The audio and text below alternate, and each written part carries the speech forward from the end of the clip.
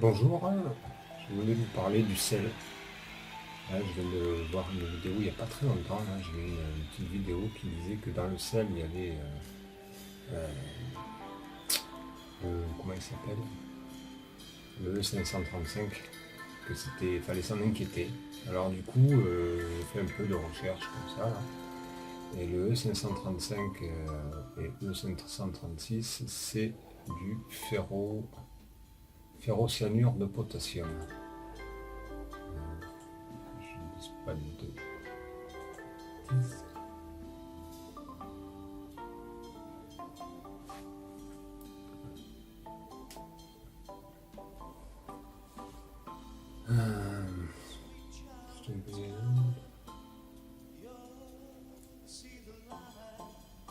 Alors en fait, voilà, je vais vous lire le petit reportage, donc, les aventures vertes de Sophie. Ben, là, j'ai lu plein d'autres trucs, hein.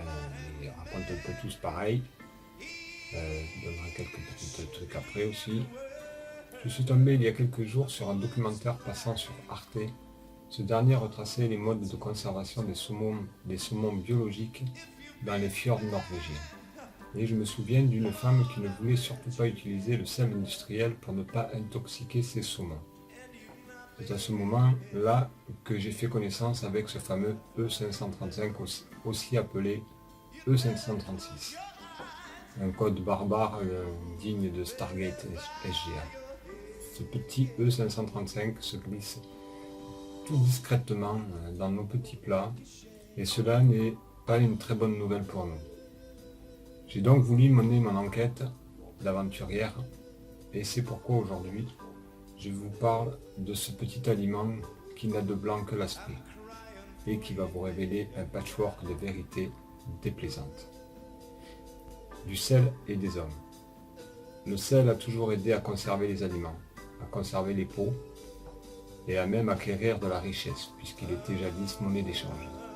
Il devient vite indispensable pour l'homme en participant à son organisation et à son développement. Comme toujours, l'homme qui tend souvent à aller dans les extrêmes, en use et abuse afin de répondre à ses besoins croissants. Il se met alors à exploiter à grande échelle en faisant appel à de l'industrie chimique pour séduire le consommateur et trouver des alternatives à une production massive. L'histoire du sel est belle, puisque celle-ci prend naissance en se gorgeant des énergies de la mer, se remplissant alors de minéraux, d'iode, d'oligo-éléments. Si seulement il pouvait passer directement de cet état à notre assiette, ce serait magnifique, tel un diamant brut. Or, le sel que nous trouvons sur nos tables, comme la baleine ou encore Céléros,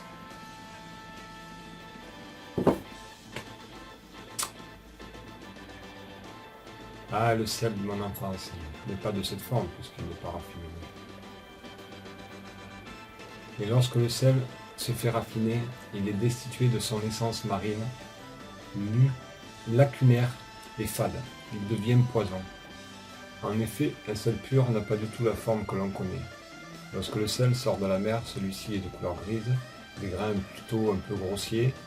Avec le temps, les cristaux de sel s'agglomèrent entre eux et recristallisent un peu comme un sucre de canne ou coco non raffiné. Et ça, les industriels le détestent. Nos magiciens industriels ont trouvé la technique de raffinage et l'ajout d'anti-agglomérants permettant d'obtenir un sel blanc, limpide, aux grains très fins, qui ne s'agglomèrent pas entre eux avec le temps. Le E536, nouveau joujou des industriels.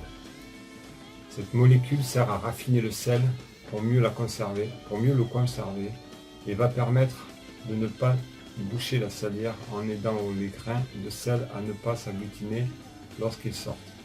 Bah oui, le consommateur aime quand son sel est joli, bien blanc, que les grains sont bien ordonnés, un à un dans l'assiette.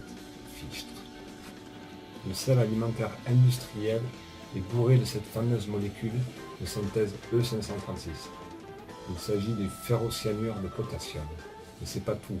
On y retrouve aussi un certain nombre d'additifs chimiques additionnels, comme des agents de coulabilité des composés de fluor et d'iode fixés chimiquement, de nitrite et des stabilisants. Ces éléments sont incorporés lorsque le sel sèche et va alors le rendre complètement vide et le déposséder de tous ces éléments vitaux et nutritifs. Du coup, notre petit estomac va avoir du mal à l'assimiler et le digérer, sans compter que les autres méfaits sur le corps que ce processus de raffinage peut créer sur le corps humain. Mais ça, je vous en parle un peu plus bas. Toute cette joyeuse famille vient gentiment saupoudrer son plat de toxicité. Par exemple, quand on rajoute du sel industriel dans notre eau pour bouillir les pâtes, eh bien le sel se transforme en poison. La molécule E536, c'est là où je voulais en venir, ne supportant pas la chaleur, va alors libérer toute son essence de toxicité. Oui, car ce mélange ragoûtant, l'apprenti sorcier, au ferrocyanure de potassium est relativement stable à une température ambiante. Mais s'il est chauffé ou mis en milieu acide, il se décompose notamment en cyanure d'hydrogène, très toxique. Oui, vous avez bien entendu du cyanure. Dans la composition, on retrouve aussi du chlorure de fer et de l'hydroxyde de calcium. D'ailleurs, ce ferrocyanure de potassium est aussi utilisé en œnologie, c'est-à-dire dans le monde du vin, et dans la bière. Les industriels se gardent bien de le préciser puisqu'ils ne sont pas soumis à l'obligation d'étiquetage à ce sujet. Mais bon, heureusement, le vin et la bière sont des boissons qu'on consomme rarement chaudes. Voilà pourquoi j'ai été déboussolé de cette découverte quand le sel, généralement qu'on ajoute dans les plats chauds ou cuits des aliments, mais aucun média n'a encore alerté sérieusement sur cette dangerosité.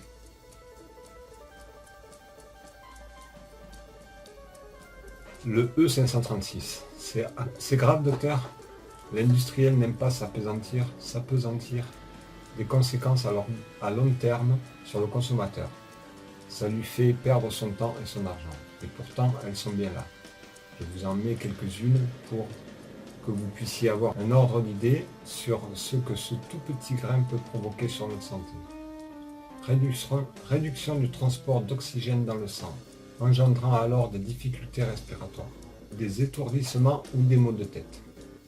Augmentation des migraines, provocation de sensations de fatigue ou des troubles physiologiques, augmentation de la sensibilité digestive, dérèglement de la flore intestinale, augmentation des démangeaisons et des allergies cutanées. Passez-moi du sel sans poison.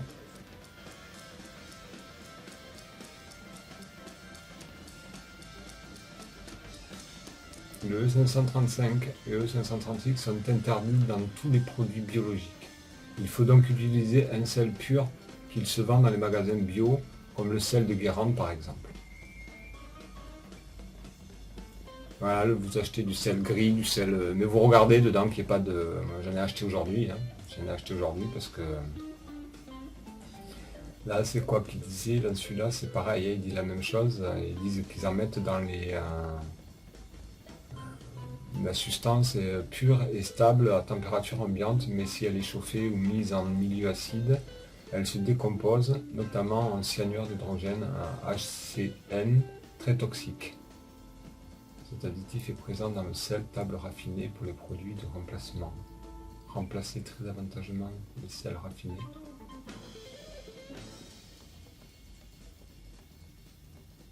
Par du sel brut, non raffiné, qui est inoffensif et contient tous les minéraux, vitamines d'origine.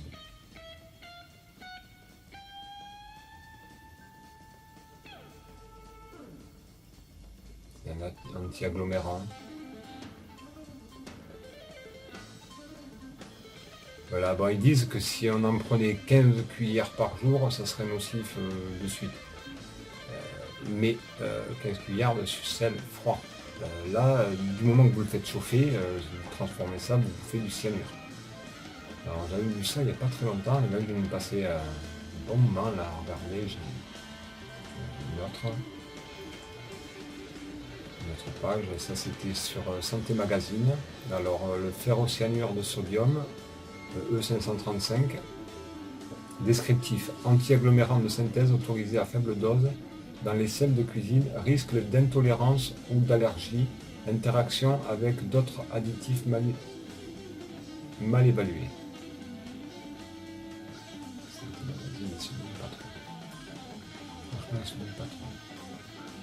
Votre additif de type acidifiant, alors gluconate de potassium, citrate de... C'est des noms barbares. Mais en fait, voilà, quand vous voyez les noms barbares sur les trucs, surtout avec des E devant, évitez de prendre. Évitez de prendre. Privilégiez les légumes bio si vous habitez en ville. Essayez de, je sais pas, sur commande, essayez de vous regrouper en ville, faire une commande. Mais dans les plats cuisinés, dans tout on trouve des trucs. Et là c'est les brosses, il n'y en a que un, il n'y a que le E530. J'ai ma voisine Arlette là qui avait du. Je crois que c'est la baleine qu'elle a, hein, le même truc, la baleine. Elle, il y en a deux dedans. Deux E. E535, E538 je crois qu'elle a. J'ai dit voilà. Fais comme tu veux, moi maintenant que je le sais, je peux plus quoi. Là, ça va partir à la poubelle. Hein. Pas garder ça. Hein. Je vais m'empoisonner. Dès que je sais qu'il y a du poison dans ma bouffe. Alors aujourd'hui j'ai fait quelques courses. Ça faisait depuis samedi, j'ai fait dépense zéro. Zéro dépense. J'ai pas bougé la voiture, j'ai rien de dépensé. Zéro, zéro, zéro. Je pense que si tout le peuple français avait fait ça, ça aurait peut-être aidé, plutôt que d'aller se peler les couilles dans les trucs et puis diviser les gens, parce que ça divise les gens apparemment. Je trouve que ça divise plus les gens. Ça... Il y a quelques-uns qui marchent, qui jouent le jeu, mais bon, enfin moi j'ai passé l'âge. Hein. Si ça tourne mal, je peux pas courir, je peux pas. J'ai passé l'âge à 50 piges, j'ai plus envie d'aller manifester. J'en ai fait des manifs quand j'étais jeune.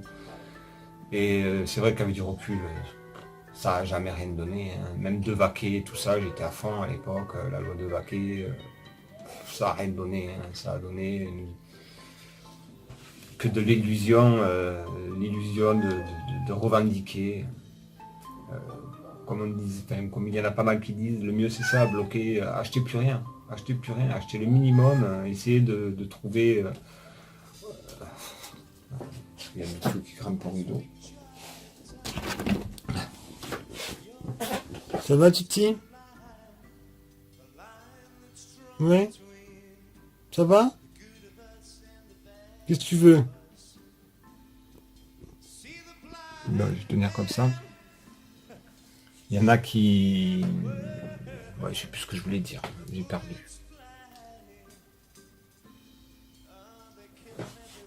Ouais, voilà, mais c'était pour vous dire. Voilà, c'était pour vous dire que même dans le sel que j'aurais pas pensé. Quoi. En fait, partout on nous empoisonne, on fout des merdes. Et ouais, je le disais aujourd'hui, j'étais faire des courses, quelques courses là, et pour trouver des madeleines, je voulais trouver des madeleines qui soient bien, qui soient propres. Sans huile de palme, sans huile de colza, sans huile de... Ben, j'ai eu vraiment du mal. Hein. J'ai eu vraiment du mal. Hein. Bon, un supermarché qui est à côté de chez moi, l'Intermarché, il n'y a pas beaucoup de choix non plus. Hein. C'est pas un choix énorme, mais même sur la même marque, j'ai vu, c'était... sur la même marque, il y en a qui en a, il y en a qui n'en a pas. Il y a des madeleines qui ont de l'huile de palme ou de l'huile de colza. Et dans celle que j'ai prise, apparemment, il n'y en a pas. Et pareil, j'ai voulu prendre de la brioche, hein, et je me suis rabattu sur la gâche, parce que la brioche, ben, il y a de l'huile de palme dedans ou de l'huile de colza. C'est pas bon. Bon, mais tout veut sortir, mais... Bon, 19h45, elle va aller faire un petit tour. Je pense qu'elle va nous faire une petite démo. Je vais vous la montrer en train de faire sa petite démo.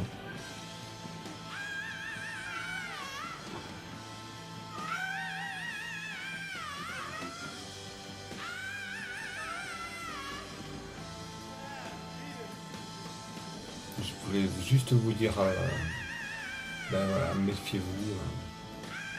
Elle regrimpe. Dès que je parle, elle regrimpe au rideau, ouais, c'est dingue. Et c'est pas métaphorique, hein.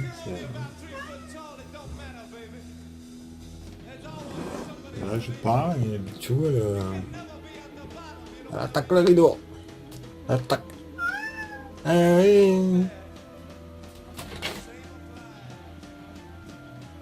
Voilà, elle veut me casser les pieds. Alors si j'arrête que je la filme, voilà, elle se pose. Et puis dès que je parle à la caméra, elle veut pas. Heureusement qu'elle est toute fine, hein. Ça me déglinguerait toute la baraque. Hein.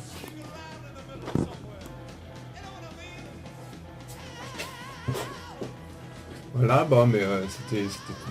Je voulais pas. Faites vos recherches, hein, vous verrez bien. Hein. Après, voilà, c'est pas. En France, c'est pas obligé de le marquer. Il y en a dans le vin, il y en a dans la bière, il y en a dans le sel, et peut-être encore d'autres choses, on ne sait pas. Mais du coup, bon, vous pouvez quand même le consommer, mais froid, sur les salades, mais moi je mettais toujours, vous m'avez vu même dans mes plats cuisinés, je prends, je mets une bonne truc comme ça, je prenais ça. Hein. Et fini. Maintenant vous verrez le sel de Guérande quand je ferai les plats cuisinés. J'ai acheté du sel de Guérande, c'est pas beaucoup plus cher. Vous pouvez prendre du sel de l'Himalaya aussi, le sel rose de l'Himalaya qui est très bien aussi. J'en ai eu un temps, je trouve que ça n'allait pas beaucoup. Et pour le prix, je trouvais que c'était. Du coup, ça faisait cher. Mais après, voilà, pour la santé, il vaut mieux des fois manger moins et bon que manger à volonté que de la merde. Quoi. Parce que à volonté que de la merde, ça veut dire que vous empoisonnez à grande vitesse. Quoi. À grande vitesse, vous courez dans le poison. Quoi. Voilà, je vous souhaite une bonne soirée et puis je vous mettrai les liens de ces pages-là en dessous de la vidéo. Comme ça, vous pourrez... et puis même après, chercher aussi. Hein, voilà, moi c'est vrai que j'ai regardé plein de trucs comme ça et chaque fois les gens ils disaient on ne vous donne pas tout cuit, il faut vous intéresser aussi. Hein. Après, ce que je peux vous dire, c'est qu'une fois que vous commencez à vous intéresser, ça fait peur. Ça fait peur parce que ça ouvre des portes sur plein de choses que vous devenez vous aussi complotiste, hein, en gros. Mais complot, comme disait l'autre, complot, il faut que ce soit prouvé qu'il n'y ait pas complot avant de dire que. Voilà, on peut dire qu'il y a des complots, on peut dire que. Alors, est-ce que c'est des complots ou est-ce que c'est les gens qui s'en battent les couilles de nous? Mais en même temps, c'est pareil. Hein. Si au-dessus de nous, ils s'en battent les couilles, c'est comme s'ils complotaient pour nous tuer. Hein. L'un dans l'autre. Hein. Après, si c'était pour nous bouffer, je pense qu'ils ne nous donneraient pas de la merde à bouffer. Donc là, c'est sûr que c'est pas pour nous bouffer. Je sais pas. En tout cas, pour nous donner ça à bouffer et se faire du pognon en nous donnant ça à bouffer, j'ai pas l'impression qu'ils nous aiment beaucoup. Et ça, je sais pas, moi, j'aimerais jamais ça. Maintenant que je le sais, je vais en parler à ma fille, je vais en parler à mes filles, leur dire qu'il faut qu'ils arrêtent ça, comme le sucre, hein, vous achetez le sucre blanc, c'est du vrai poison, hein, le sucre blanc c'est du vrai poison, hein, mais 10 minutes pour aller dans le sang, quoi. Vous buvez un café, vous buvez quelque chose avec du sucre blanc, 10 minutes après il est déjà dans votre sang, vous commencez à digérer 20 minutes après, pendant 10 minutes, 10 même plus, hein, parce que vous ne digérez pas tout en une fraction de seconde, hein, mais ça fait déjà 10 minutes que le truc est en train d'attaquer votre sang, quoi. Vous prenez du sucre de canne, le sucre de canne c'est 3 quarts d'heure, mais 3 quarts d'heure avant d'arriver dans le sang, et comme vous commencez à digérer 20 minutes après l'avoir consommé, en fait, au bout de 3 quarts d'heure, il n'y a plus grand chose, à moins que vous bouffiez du sucre comme ça à la grande cuillère, hein. Mais sinon, il ne reste plus grand chose de sucre, quoi. Hein. Voilà, moi quand j'ai appris ça, il y a déjà pas mal d'années, parce qu'il y a quand même pas mal d'années que je fais attention à ce que je bouffe. Hein. Je bouffe pas beaucoup, hein. Je suis pas épais, je bouffe pas beaucoup, mais j'essaie de bouffer bien. J'essaie de bouffer sain, Ouais, après c'est vrai que je mets du beurre, mais maintenant ça y est, maintenant le beurre je l'ai transformé en ghee. Ah, j'ai toujours un petit peu de beurre aussi à côté parce qu'il y a des trucs, je j'aime bien aussi le vrai beurre, hein, mais tout ce qui est cuisson et tout ça, j'utilise le ghee. Le ghee, ça crame pas dans la poêle, c'est impeccable, hein, c'est impeccable comme truc. Hein. Après, dans mes radis et tout ça, j'aime bien je suis nostalgique du goût du beurre quand même. Alors je prends du beurre à la louche, dure longtemps maintenant. C'était la plaquette de 250, elle me durait la semaine. Maintenant, je prends une plaquette de 250, ça me dure, je sais pas, là, j'en ai une ouais, il en reste quand même pas mal. Hein. Ça me durait 2-3 semaines, quoi. Voilà, manger bien, c'est pas compliqué, hein. Il faut juste chercher un peu, quoi, regarder, et se renseigner un peu avant, et savoir quoi éviter, et puis après regarder quelques étiquettes. Hein. Après, c'est pareil, hein, ça dure un temps. Une fois que vous avez vos produits, que vous savez que ceux-là ils sont bien, ben, vous allez sur ce produit-là. Hein. Vous n'avez pas besoin de regarder à chaque fois que vous faites les courses toutes les étiquettes. Hein. S'il y a des étiquettes ou des trucs, des produits que vous ne prenez pas, c'est pas la peine de regarder. Mais quand vous avez un truc que vous aimez vraiment, ben, vous regardez ce qu'il y a derrière, ce qu'il y a dedans. Après, en acheter une fois de temps en temps, c'est pas ça qui va vous tuer. Hein. Je pense pas. C'est d'en acheter tous les jours. Ceux qui bouffent des plats cuisinés tous les jours, des conserves, des plats cuisinés tous les jours, les E et les si et les là, ils en bouffent au taquet, et tout ça. Après, ils s'étonnent, enfin, les gens s'étonnent. Tout le monde s'étonne que tout le monde est plus ou moins malade, tout le monde fait la gueule, tout le monde est. En fait, il n'y a personne qui est vraiment bien, quoi. Personne ne veut l'avouer, parce que personne dira que tout le monde est mal. Mais ben non, parce qu'on n'est pas on n'est pas dans le. Dire qu'on est mal, ça veut dire avouer sa faiblesse. Donc, on peut pas, tout le monde pourrait, tout le monde peut pas. Ouais, c'est mon point de vue après. Hein. Moi, c'est mon point de vue. Après, les gens ont d'autres points de vue plus spécifiés, plus. Moi, ce que je vois, c'est que le monde va mal. Et puis, quand on regarde la bouffe, on regarde en détail ce qu'il y a dans la bouffe, ben, on comprend un petit peu aussi pourquoi ça va mal. Hein. Entre d'un côté, on vous prend sur le portefeuille et puis de l'autre côté, on vous empoisonne à la bouffe. C'est normal que. Enfin, je sais pas. Pour moi, je trouve ça normal que ça aille pas. Donc, viser l'autosuffisance, l'autonomie, pardon. Oui, l'autosuffisance, c'est pareil. Hein. Apprenez à vous démerder tout seul, à vous démerder. Après, si vous avez des bons conseils et que partagez, hein, partagez avec les gens. Vous n'êtes pas obligé de vous agglutiner avec. Hein. Vous partagez sur Internet, vous partagez, vous allez chez eux, les démarcher, ou enfin les démarcher, non, mais le plus pratique c'est Internet, d'avoir un compte ou d'avoir un. Et comme ça, les gens qui sont intéressés par vos travaux, ben, vous pouvez les renseigner à distance. Et puis si vous n'êtes pas trop sauvage, moi, je veux devenir, hein, j'ai de moins en moins d'envie de voir les gens. Hein. C'est dingue. Quand je vois que même les gens que je connais depuis longtemps, quoi, ou depuis que je me disais que, ben, il y en a plein, je me disais, non, mais ils sont gentils, c'est des. Ben ouais, mais alors, en fait, on est trop souvent déçus. Quoi. Vivement que.